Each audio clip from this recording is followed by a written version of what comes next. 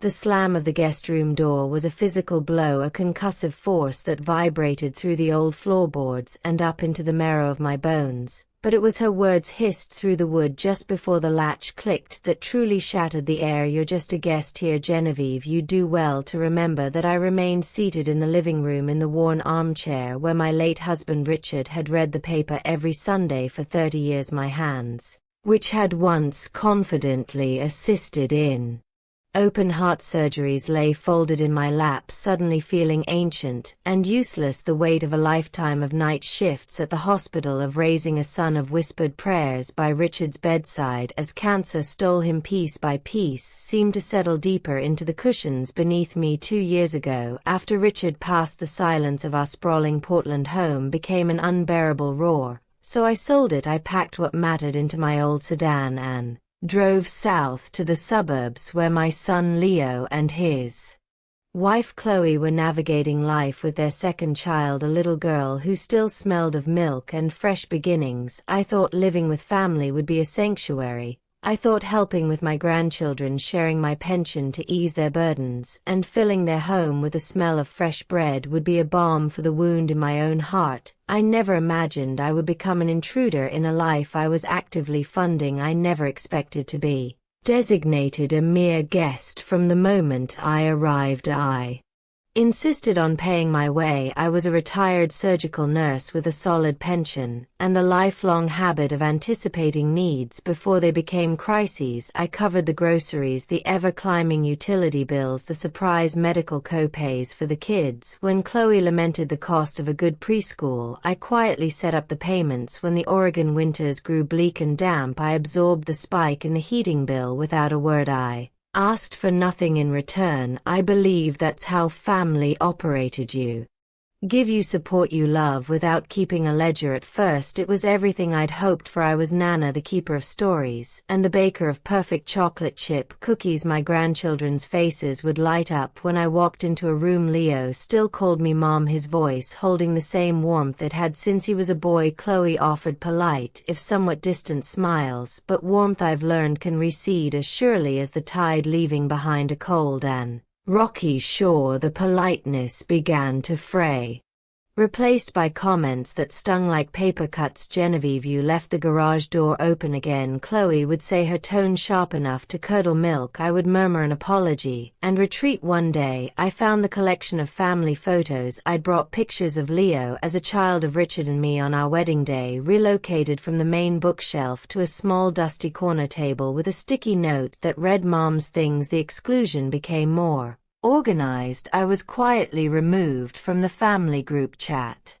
where meal plans and weekend outings were discussed. They hired a weekly cleaning service, politely declining my offers to help, making me feel both useless and like a part of the mess that needed managing. Last month, as I was serving the cinnamon rolls I'd woken at dawn to bake, Chloe flashed a smile that was all teeth. "You know, Genevieve, we were thinking, since your stay was only meant to be temporary, we really need this guest room for storage, or maybe my yoga space." I didn't respond. I simply cleared my plate and walked to the kitchen, the silence of my footsteps a roar in my own ears. Then came this morning. I was in the kitchen slicing strawberries for the children's oatmeal, a simple, happy routine their voices carried from the hallway. I didn't mean to listen, but Chloe's voice was a scalpel. "You're lucky we let you live here," she'd hissed at Leo. "You don't get a say under our roof." The words weren't meant for me, but they struck me all the same. "You don't get to say the foundation of my world, the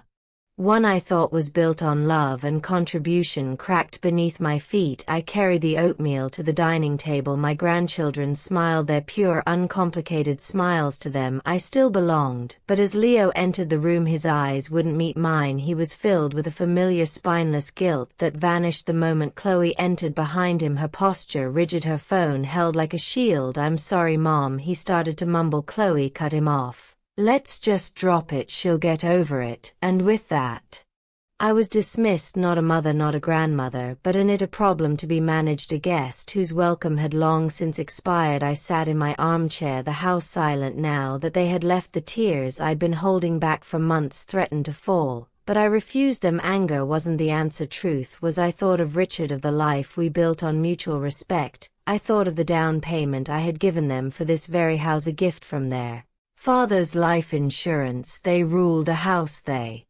didn't truly own, treating its quiet benefactor like a liability. I rose from the chair, the old springs groaning in protest. I patted its arm once, a silent thank you for its steadfast support. As I stood there, a plan began to form, cold and clear as ice. Her door was closed, but her words hung in the air. I made a silent promise to myself I would remind them in no uncertain terms who was the guest and who was the host. I began my days before the sun, as I always had, in the pre-dawn quiet. I could pretend the house was mine again. I'd slip into the kitchen, tying on an old apron, and begin the rituals of care. I chopped vegetables for stews, measured flour for bread, and set the coffee to brew, filling the house with aromas of home and stability. I did it because it was my purpose, or so I had told myself. I'd guide the children through their morning routines, helping my grandson with his shoelaces and braiding my granddaughter's hair. Their innocent affection was a balm, a temporary reprieve from the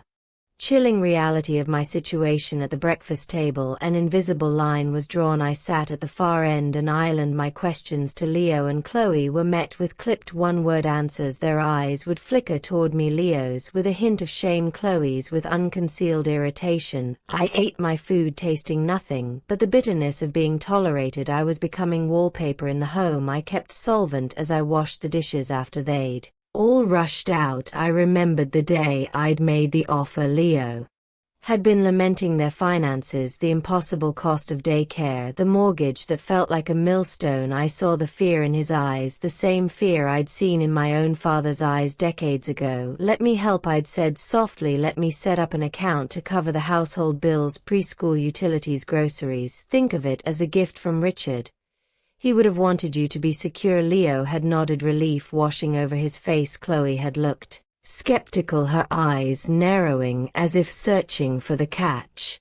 There was no catch, only a mother's desire to see her child safe. I created the Atherton Family Trust. My monthly pension checks and significant dividends from Richard's investment portfolio were deposited directly into it from that trust. One alone authorized automatic monthly transfers to a debit account. It was this debit card that Chloe used for everything: organic groceries from New Season's market, tuition for the Montessori school, her artisanal pottery classes, Leo's craft beer club membership. They lived a life of comfortable, curated ease, entirely unaware of the silent, invisible architecture holding it all up. The account was in my name, and I was the sole trustee. The statements, which I kept locked in my desk, were a quiet testament to my love. They showed a steady one-way flow of support. But I was beginning to realize that unacknowledged generosity is often mistaken for obligation, and then eventually for entitlement. One afternoon I overheard Chloe on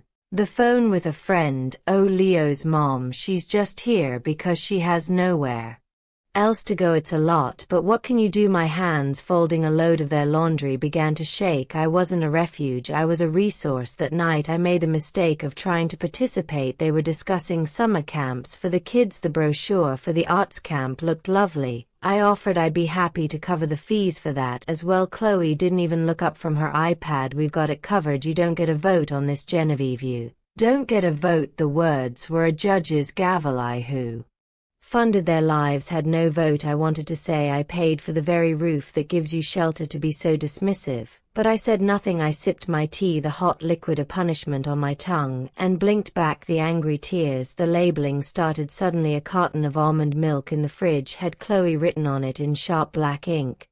Then a package of expensive cheese was marked for guests only, which I understood with a painful lurch meant not for Genevieve. The message was clear. They were drawing lines, petitioning a home that was once shared. The final blow came when Chloe approached me with a practiced bright smile. "Hey G, I was thinking to make things easier and fairer for everyone, we should probably all start buying our own separate groceries, you know, since we all have different budgets and tastes. To be fair," I repeated the words, feeling like ash in my mouth. My budget was funding their entire pantry, but I simply nodded. I started keeping a small bag of my own food in my room, like A college student in a dorm with every separately purchased apple with every carton of milk I labeled with my own initial. I felt a piece of myself being carved away. Then came the new text thread, the one I wasn't in. I found out by accident when I asked Leo about soccer practice. "Oh, didn't you see the message?" he asked before his face fell. Right, we made a new chat, just for the three of us. It's easier for scheduling. I was no longer on the family calendar. I was an administrative inconvenience. I started eating my lonely dinners in the armchair, unable to bear the weight of their polite exclusionary silence at the dining table. The final insult came on a chilly afternoon when I forgot to close the garage door after bringing in my single bag of groceries. Chloe stormed into the house, her face a mask of fury. "Do you realize the garage was wide open all day? Are you trying to get us robbed? You forget things. You slow us down. You crowd our space." I opened my mouth to apologize, but she held up a hand, not to strike, but to silence. "You are just a guest here." She spat the words of final verdict, "not family." I didn't argue, I didn't cry. I walked to the living room and sat down, staring at the family portrait on the mantel, the one where I stood behind them, a proud matriarch. I looked at my own smiling face in the frame, and realized I hadn't seen that woman in the mirror for a very long time. I sat there until the house grew dark and silent, and I thought, not for the first time, about the Atherton family trust. One had never wanted to use it as a weapon, but when you are repeatedly treated like a ghost, perhaps the only way to prove you exist is to remind everyone what happens when you disappear the next morning. I spread the trust account documents across the small desk in my room. They felt like a battlefield map. I had kept everything, every deposit slip, every transfer authorization, every letter from the financial firm. Richard had always said that meticulous records were a form of power, and I had listened. I found the folder thick with the weight of my silent contributions. The latest statement showed the rhythm of their life, paid for by me: $2,500 for the mortgage, $800 for preschool, hundreds at Whole Foods, a charge at a boutique children's clothing store. Every withdrawal was from the debit account linked to the trust, an account that only I, Genevieve Atherton, could control. I thought about the day I'd set it up. Leo had just been laid off, and Chloe was overwhelmed with a newborn. I saw their panic. I called my financial advisor, a kind, discreet man named Mr. Davies. I explained I wanted to create a revocable living trust, one that I could fund and control completely while I was alive. It was an act of love designed to provide a safety net, not a golden hammock. They had never questioned the source of the funds. They had simply accepted. They assumed it was a slow bleed from my savings, the generosity of a doting, slightly dotty old woman. They never suspected a system. They never suspected I was still the sharp, methodical woman who had run a high-stakes surgical theater for 3 decades. I picked up my phone and dialed Mr. Davies. "Genevieve," he said warmly, "a pleasure to hear from you. What can I do for you today?" My voice was steady, my heart a calm rhythmic drum. "Mr. Davis, I'm calling to confirm the status of the Atherton Family Trust. 1. Remain the sole trustee, correct, with absolute control over all assets and disbursements." "Absolutely, Genevieve," he replied without a moment's hesitation. "You and you alone have full authority. The account is entirely at your discretion." I took a breath. "And if I wish to freeze the account effective immediately?" There was a brief pause on the other end of the line. "Then it freezes," he said, his voice gentle but firm. "All automatic transfers would cease. The linked debit card would be declined. They would have no access to the funds." I looked at the statement again. A charge for a family trip to the Oregon Zoo, a payment for Chloe's yoga teacher training, all things I had provided, all things taken for granted. I pictured the scene at the grocery store checkout. The card declined, Chloe's flush of embarrassment turning to indignant anger, Leo's confused fumbling. In that moment, I felt not a shred of malice. I felt only a profound, liberating clarity. They had taught me that my love was transactional. It was time for a transaction to be completed. "Please freeze the account, Mr. Davies," I said. "Consider it done, Genevieve." Just like that, the invisible architecture of their life was dismantled. I told no one. I went about my day smiling, that quiet smile of a woman who holds a secret. I baked one last batch of lemon poppy seed muffins for the children, a final gesture of the grandmother they thought they could discard. I left them on the counter with a note, "Enjoy my darlings, love, Nana." Then I went to my room and packed. I didn't rage, I didn't weep, I simply hummed with a silent power they never knew I possessed. I had given them comfort, I had given them security. Now I was taking back something far more valuable than money. I was taking back myself. I left before dawn, a single suitcase by my side on the polished dining room table where I was no longer welcome. I left a simple handwritten note folded in half. "Thank you for reminding me who I am." I slipped the house key through the mail slot and got into the waiting taxi without a backward glance. The driver asked if I needed help with my bag. I smiled, "No, thank you." It's surprisingly light. 2 hours later I was unlocking the door to a small, sunlit apartment in Cannon Beach overlooking the majestic Haystack Rock. It was a place I had quietly purchased 5 years prior, a just-in-case plan born of Richard's cautious wisdom. The apartment smelled of sea salt and clean, empty space. It was not lonely, it was peaceful. I opened the windows and let the ocean breeze sweep through. The silence here was different. It was a presence, not an absence. It was mine. My phone remained off for 3 days. When I finally turned it on, the flood came. Texts from Leo: "Mom, the card isn't working. Is something wrong with the account?" Then the school called. Tuition bounced. "Please call me." Then from Chloe, dripping with indignation, "Is this some kind of sick joke?" Genevieve, the power company, sent a shut-off notice. I read them all and deleted them. I had nothing left to say that they were willing to hear. I was, as she had so helpfully reminded me, just a guest, and guests are not responsible for household emergencies. Guests do not carry the burdens of the hosts. But I had never been a guest. I had been the foundation, and when the foundation walks away, the house is bound to tremble. A week after I left, they received a formal letter from the bank. A week after that, a notice of default on the mortgage I had been paying. From what a friend in their neighborhood told me, the curated life unraveled with shocking speed. Chloe, unable to afford childcare, had to quit her part-time job at an art gallery. Leo was working double shifts at a warehouse, his hands once soft from an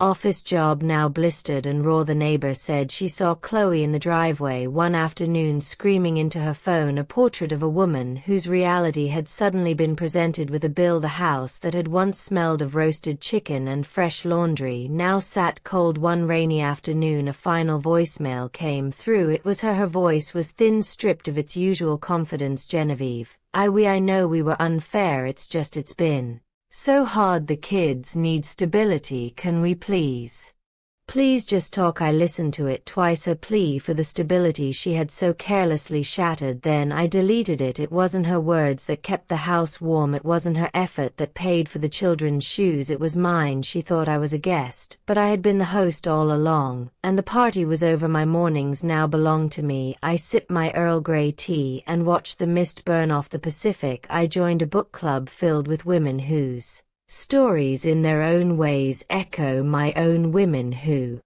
gave until they were transparent only to find themselves looked straight through. We call ourselves the Cannon Beach Restoration Society. We restore books, furniture, and each other's spirits. We talk about deeds and wills, about the importance of keeping your name on your own life. We don't hate our children. That would be too simple. We simply refuse to rescue them from the consequences of their own choices anymore. Motherhood taught me to hold on tight, but wisdom taught me the power of letting go too.